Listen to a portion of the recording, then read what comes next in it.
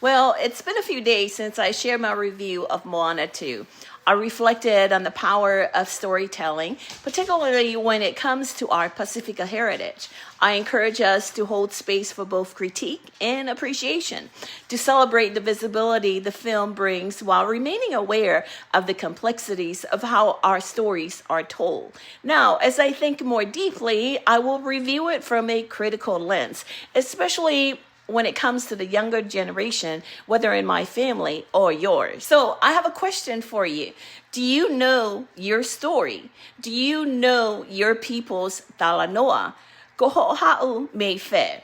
I hope we're not relying on Disney to teach us about our cultural heritage. When someone else tells our story, it comes with a twist and a cost. The twist is that the palangi, or the foreigners, will always frame it through their lens. And the cost?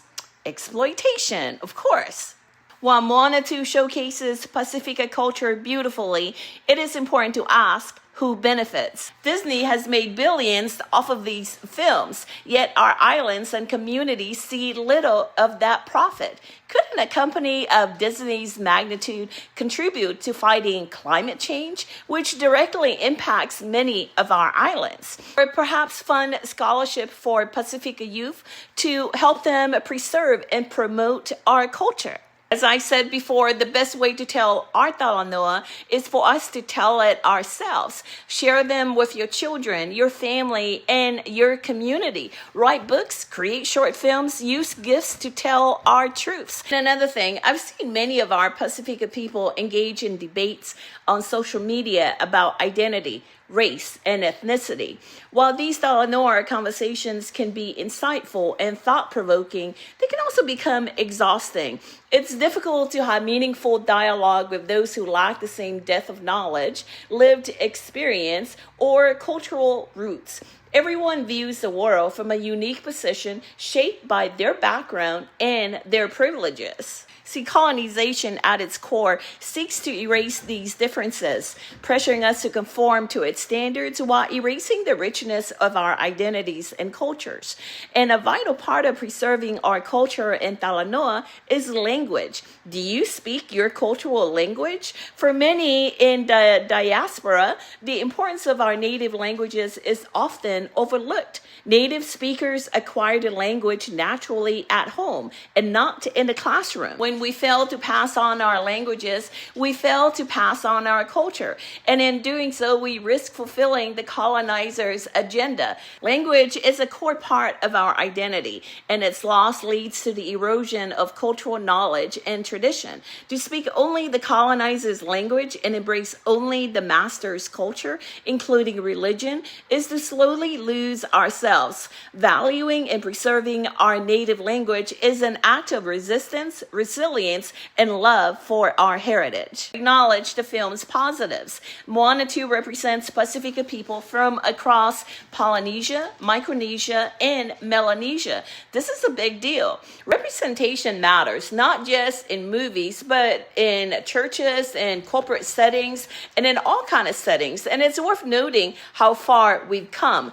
The film avoids the stereotypical portrayals of Pacifica people as savages or troublemakers, which we have seen far too often in media. For example, think of the offensive depictions of Jonah from Tonga, or the 2014 Sochi Olympics, where Tonga's representation was reduced to a marketing ploy by a German underwear company. So while Moana 2 isn't perfect, it is an opportunity and a gateway to something greater. It offers visibility and a chance for us to reflect on our talanoa.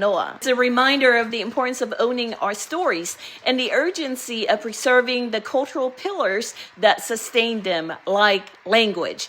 Ultimately, Moana 2 shines a light on the resilience, beauty, and interconnectedness of our people. But it is up to us to take it further, celebrating our heritage, challenging exploitation, and ensuring that our talanoa remains vibrant, authentic, and unapologetically ours. Malo aupito o fa'atu folawa. I'm asking it what they think of Moana 2, ranking from 1 to 5. 5. 3.5. 3. Any thoughts? the Kakamura, Matangi, and Kele all deserved more screen time. Yeah. Matangi should have been freed by the end of 2.